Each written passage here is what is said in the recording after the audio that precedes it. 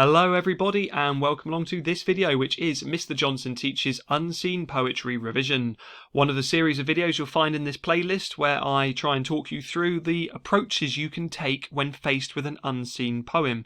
Because of course you might rightly say, well, how can I revise for something I've not seen? And that's the point of this part of the exam. It really is a test of your ability to show skills.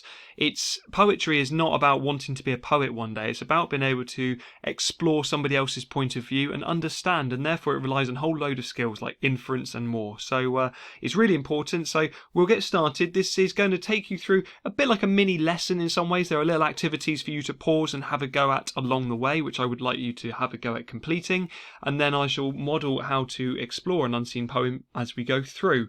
So with that in mind then, this is the first slide to pause and have a go at, expanding your vocabulary with the following words which appear in today's poem and therefore are really key to know. We've got patriotism, nationalism, symbolism, unfurl, and coward. And it's really worth looking up the etymology of the word coward. It's a good one for you. So again, pause this, go off and have a look at those ones, and then that will help you with both the words which are in the poem, but actually none of those feature, well, one of those features inside the poem. 4 of those are just useful for your analysis. Okay, so I'm going to go quiet just for a few seconds to allow you to pause and do that. Okay, that should be plenty of time. So there we go. The meanings of those words. I love the word coward. I just love that link to animals and tails between the legs. So I want to introduce you to John Agard, something that wouldn't happen to you when it comes to an unseen poem. Some of you will be familiar with John Agard because, of course, you will study some of his poetry in the anthology. Some of you may be doing a different cluster. Either way, just thought I'd set the context here a little bit for you. So making some quick notes on him then. So writer, poet, born in Guyana, a Caribbean country which is part of South America as a continent. It was formerly called British Guyana. It once upon a time was a British colony. He moved to Britain in 1977 and has lived here pretty much ever since, and therefore really sort of understands British culture, but also from an outside perspective. His poetry often examines ideas about identity, and cultures, as it says there. He regularly writes with quite a light and playful tone, something you sort of see in this poem, but at the same token, this poem has a sort of an undertone to it as well, a much more serious side as well. So that is John Agard, as I say. So some quick notes on him then. And there we go. So moving through one more time, my mouse will let me. So we're about to read flag together. Now think about the connotations of this word, what it brings to mind. I've got an image on the screen quite clearly there, but poets choose their titles carefully, and very often it'll be one of the last things they do is give a title to their poem. Therefore it almost captures it in some way, but maybe also can be symbolic or can be clever or can maybe carry a deeper meaning. So just decide what you understand by the idea of flag and what springs to mind in your head. And here it is then. So what I'm going to do is I'm not going to have time in this video to read through it. I'm going to ask you to pause this slide in a second. It's my step 1 with analysing and approaching an unseen poem is, as it says in the box, read the poem, highlighting anything that leaps out at you, anything which jumps out, stands out for whatever reason it may be. I have done that on the next slide, which I'll reveal, but I want you to read this poem to yourself first carefully and decide which bits leap out at you, and we'll see whether we agree. So have a go, pause this and read that to yourself now. Right, that should have been plenty of time for that one then. So again, this is what I came up with. It doesn't mean that you are right or wrong, but they leapt out on me. So certainly, like, you might notice the pattern in the stanzas, the way they are put together. You've got those 3 lines that repeat all the way through, and then you've got the yellow bits I've highlighted on the first line, which are often very delicate verbs like fluttering in a breeze, unfurling from a pole, rising, flying. You've got the repeated questions as well, so you've almost got 2 speakers in this poem. That one who's asking the questions and then the one who's responding. And then you'll notice I've highlighted in red the "it's just a piece of cloth" and "it's just a piece of cloth." That repeats 4 times throughout the poem, really sort of showing the difference in opinions between these 2 speakers. And the question asker, the questioner, has 1 line each time, and then the responder has those 2 lines, with the first one which is repeated all the way, but then that second one, which I've highlighted in blue, brings a nation to its knees, makes the guts of men grow bold, and so forth. And it's a very negative contrast, very much a juxtaposition to the the sort of positivity of the person asking the questions with that cynical side of the person responding to them as well. Those are the things which leapt out at me. Hopefully you may have spotted some of those things as we've gone through, or at least listening to me talk about it may have helped you as well. So what we've got then is step 2 when approaching. So you've done your highlighting, which you could do on your exam paper. And then step 2 is the connotations of the title. Are there any? Can you work out the message of the poem? Now, in this instance, I'd say that's much harder because it's such a short title.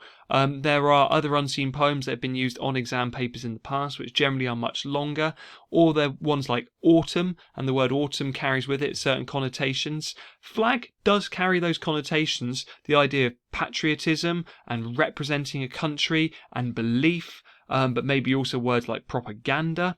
It can carry, so such a simple title, which seems maybe very blunt in its lack of description, actually maybe could carry some of those connotations as well. So my point being here, never overlook the title of the poem. You are absolutely entitled to analyse that in the exam. So moving on then, we move on to step 3. Decide on 3 choices of lines. So all the things that you've got there, and you may end up having 3 things, including the title, but whittle it down to 3 main things that you would choose, and then label those on your poem as well. So you could look at that, and I might choose the repetition of the fact. I'd probably go with the fact that you've got positive language repeated for the first line of each stanza.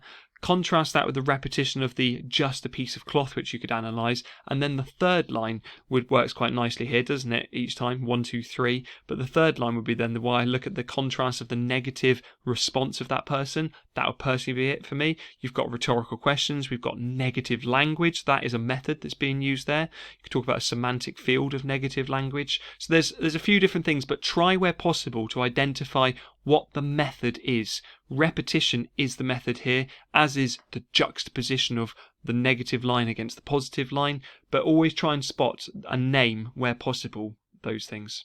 Step 4 is then about answering it. So the first 3 steps that we've just done, you'll be doing very quickly, like bang, bang, bang. Take about 5 minutes of time to plan and write all over your copy of the poem in the exam, and then you move on to about 20 to 25 minutes you'd be looking at maybe of writing your response.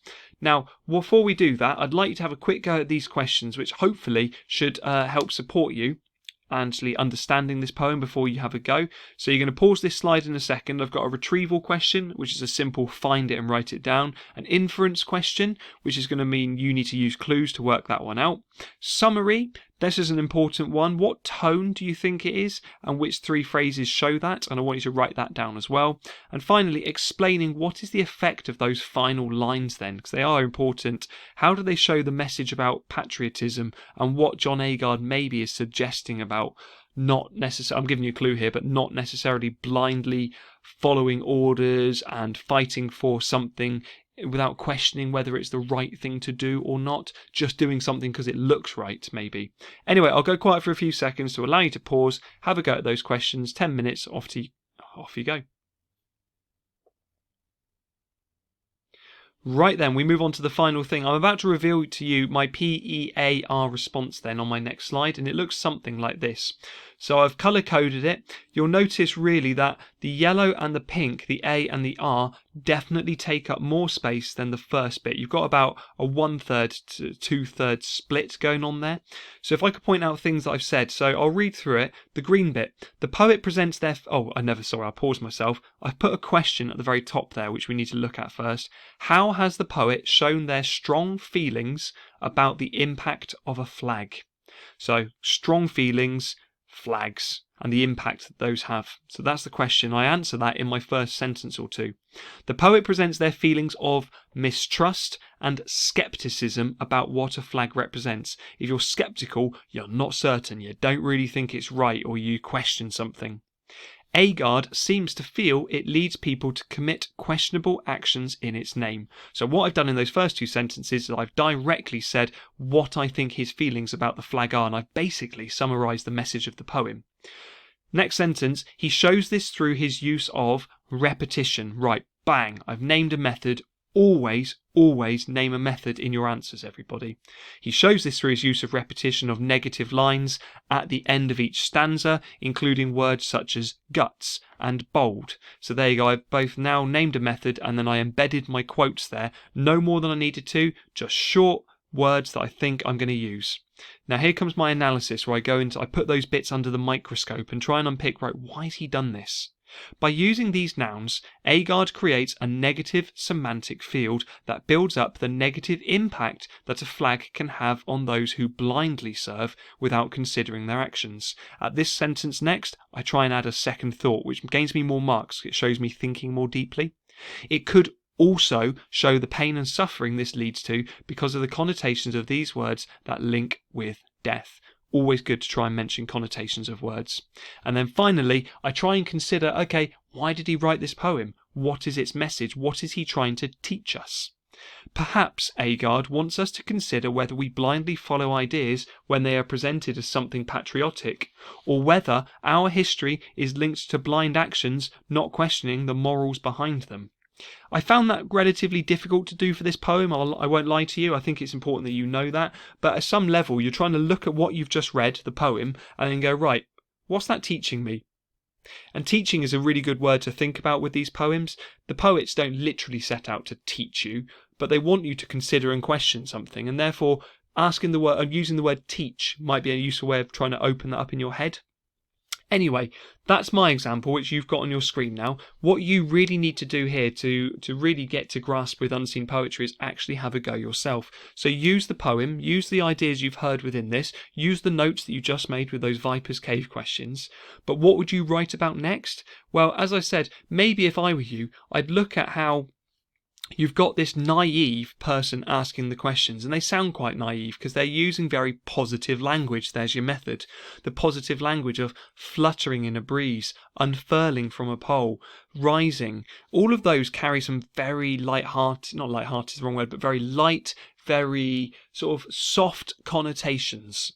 And yet that contrasts then with the other person. Or you might find it easier then to write a paragraph about the juxtaposition of the two speakers, and you could quote the positive language like unfurl with the negative language of guts of men grow bold, and actually look at what the message is about how some people maybe are blind, like this first speaker, compared with the people who are maybe sort of seeing it for what it is, which is the second speaker, through this juxtaposition of their two lines.